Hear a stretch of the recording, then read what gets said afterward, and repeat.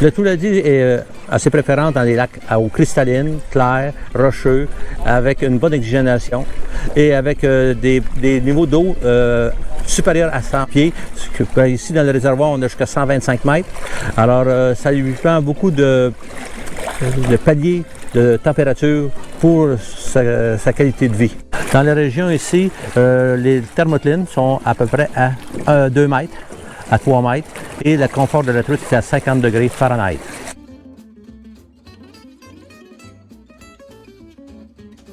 Le Touladi, c'est un poisson qui aime, vu qu'il vit en eau fraîche, se nourrit surtout de cisco et de poissons blancs comme corrigan.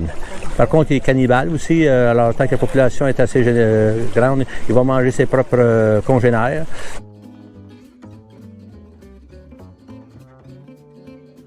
Le Touladi, c'est un poisson qui est grégaire parce qu'il chasse en groupe.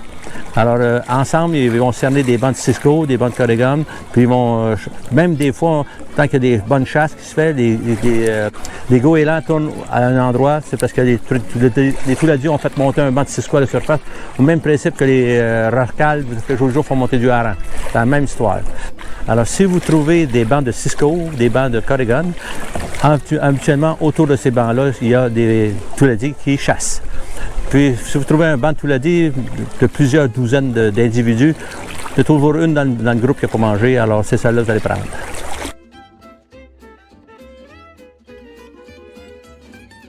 Ici, on utilise des leurres qui ressemblent à ce qu'elles mangent. Tout ce qui est hareng, cuivre, quelque chose du genre, avec des reflets. Alors, plus votre leurre fait des reflets, plus elle attire l'attention de la truite grise et plus vos chances vont réussir.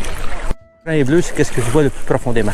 Si vous prenez une cuillère, mettons argent et rouge, vous allez voir le argent, vous ne verrez pas le rouge.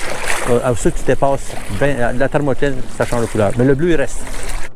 Si vous utilisez des leurres qui mettent des vibrations comme des devants artificiels articulés ou des devants qui font des billes, vous allez attirer encore l'attention du poisson. Mais les meilleures cuillères utilisées, c'est des cuillères à vibration comme un poisson blessé.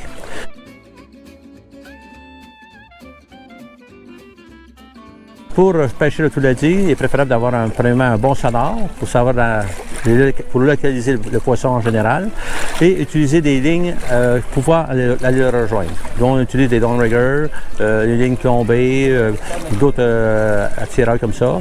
Si vous voulez pêcher la Touladi, équipez-vous d'un bateau confortable et ayez beaucoup de patience. Parce que c'est un poisson que tant qu'il est décidé, il va mordre, mais s'il ne veut pas, il ne veut pas. Alors, bon pêcheur, pas bon pêcheur, vous le prenez tant que c'est le temps qu'il veut voir. Comme le Touladi est une espèce sensible à la température de l'eau, qu'elle préfère basse, il n'est pas étonnant qu'elle fraie à l'automne lorsque l'eau est nettement plus froide qu'en été, bien que le choix de la saison de frai ne soit pas simplement une question de température. Une des raisons pour laquelle les Touladis ont besoin d'eau froide, c'est que celle-ci possède une meilleure rétention des gaz. Ainsi, une eau plus froide contient plus d'oxygène dissous nécessaire à la respiration du Touladi et de ses œufs qu'une eau chaude. De plus, comme c'est une espèce qui visite rarement la portion plus en surface des lacs, sauf au printemps lorsque l'eau est uniformément froide ou presque, on peut retrouver les frayères à Touladi jusqu'à 12 mètres de profondeur. Cependant, on les retrouve aussi à des profondeurs beaucoup moins importantes. Le Touladi pond ses œufs sans organisation précise sur les fonds de lacs rocheux et caillouteux. Les œufs se logent dans les interstices entre les roches et les alevins en émergent entre le mois de mars et avril. Pendant l'été, on peut généralement diviser un lac en 3 couches d'eau de température distinctes. On retrouve une couche d'eau réchauffée par l'air et les rayons du soleil à la surface, qu'on appelle l'épilimnion. Une couche d'eau de transition où la température diminue rapidement, le métallimnion, et une eau froide de température plutôt constante au fond du lac, l'hypolimnion. Il y a peu de brassage ou d'échange entre ces 3 couches, étant donné que selon leur température, elles n'ont pas la même densité, ce qui fait que l'eau chaude flotte sur les couches plus froides. Au cours de l'été, la section en surface s'épaissit, étant donné que l'eau se réchauffe graduellement avec la température ambiante et les rayons du soleil. De plus, on retrouve une zone particulière au fond des lacs qu'on appelle zone d'anoxie. Cette zone se caractérise par le fait qu'on y retrouve très peu d'oxygène, car il y a peu d'échange entre l'oxygène qui provient surtout de l'air et le fond du lac. La zone d'anoxie est créée par la décomposition de la matière organique, comme les feuilles mortes, par les organismes décomposeurs qu'on retrouve au fond des lacs. Comme ce processus de décomposition requiert de l'oxygène, au fil des semaines, celui qui était présent dans le fond du lac est de plus en plus rare et on observe alors que la zone d'anoxie s'épaissit au cours de l'été. Combiné avec l'épaississement de la couche supérieure, cela a pour effet de réduire au cours de l'été l'épaisseur de la couche du centre qui correspond au milieu de vie du Touladi, là où l'eau est froide et oxygénée. Ce phénomène est accentué, entre autres, par l'absence de bandes riveraines végétalisées qui offrent de l'ombre au plan d'eau, réduisant le réchauffement de la couche de surface. De plus, les bandes riveraines végétalisées permettent également la rétention de sédiments sur la rive et donc une réduction de l'érosion. À l'inverse, lorsque peu de végétation retient le sol, le phosphore présent dans les sédiments introduits dans le lac favorise la croissance d'algues et de plantes aquatiques. La présence accrue de plantes aquatiques engendre éventuellement une augmentation de matière organique au fond des lacs et donc favorise l'épaississement de la zone anoxique.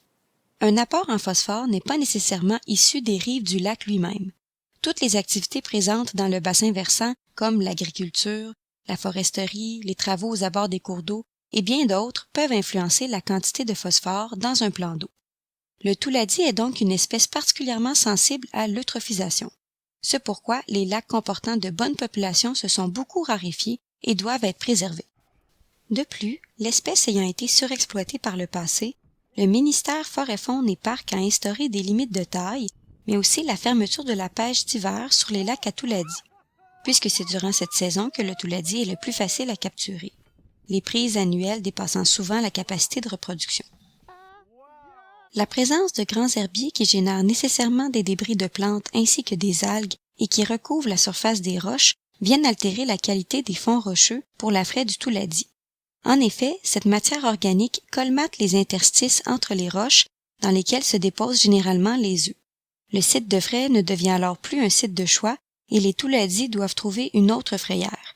Rappelez-vous qu'ils sont généralement fidèles à leur site de fraie année après année.